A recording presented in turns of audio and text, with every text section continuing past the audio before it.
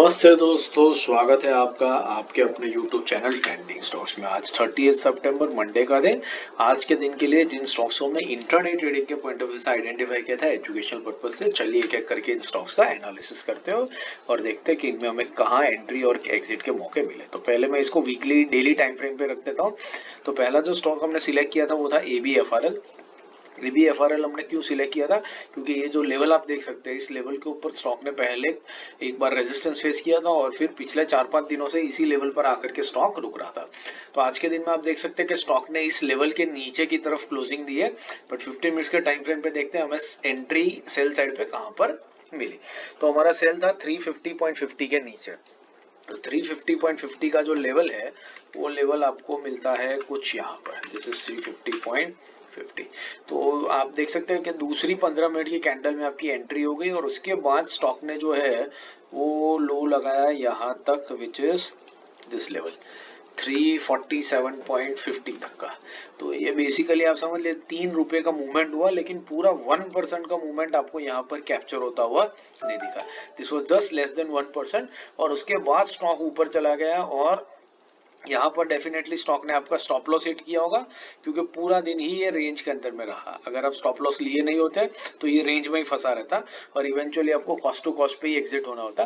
But generally हम क्या करते हैं कि 1% हमारा टारगेट, अगर 1% से थोड़ा शॉर्ट हो जाता है तो जब रिटर्न में रिवर्स करता है स्टॉक, तब हम आधे % के प्रॉफिट लेकर के निकल जाते हैं।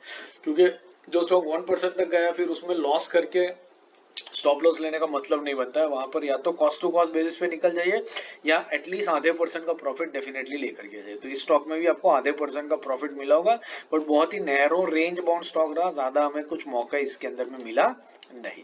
दूसरा जो स्टॉक हमने सिलेक्ट किया था वो था एडवांस एंजाइम्स। एडवांस एंजाइम्स हमने क्यों सिलेक्ट किया था, ये भी लिखते हैं डेली टाइम फ्रेम के ऊपर। तो आप देख सकते हैं कि ये ऑल टाइम हाई को ब्रेक किया था और फिर इस कैंडल का जो ब्रेकआउट लेवल था उस पर स्टॉक कल मल्टीपल टाइम्स आकर के सपोर्ट ले रहा था।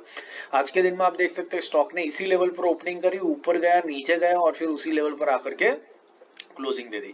तो मूवमेंट काफी हुई है, लेकिन जहां ओपनिंग हुई वहीं पर इसकी क्लोजिंग हो गई थी। तो देखते हैं कि 15 मिनट्स के टाइम फ्रेम पर क्या हमें कोई एंट्री एग्जिट के मौके मिले या नहीं मिले। तो 505 के ऊपर हमारा बाई था।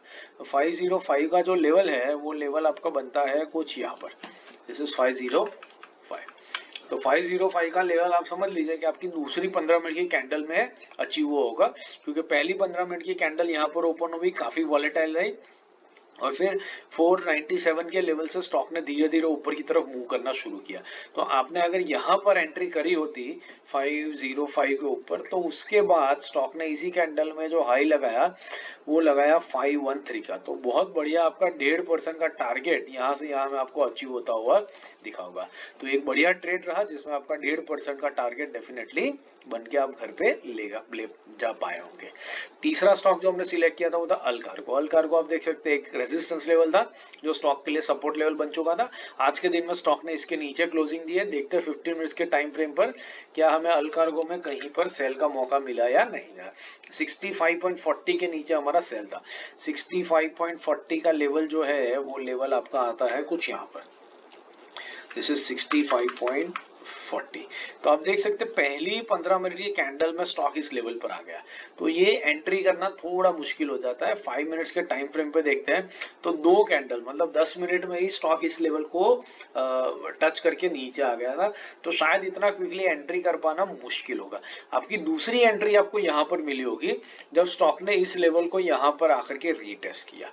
अब ये रीटेस्ट किया, अगर आपने इसको शॉर्ट किया होता यहाँ पर, तो यहां से यहां तक आपको लो मिला 64.77 का।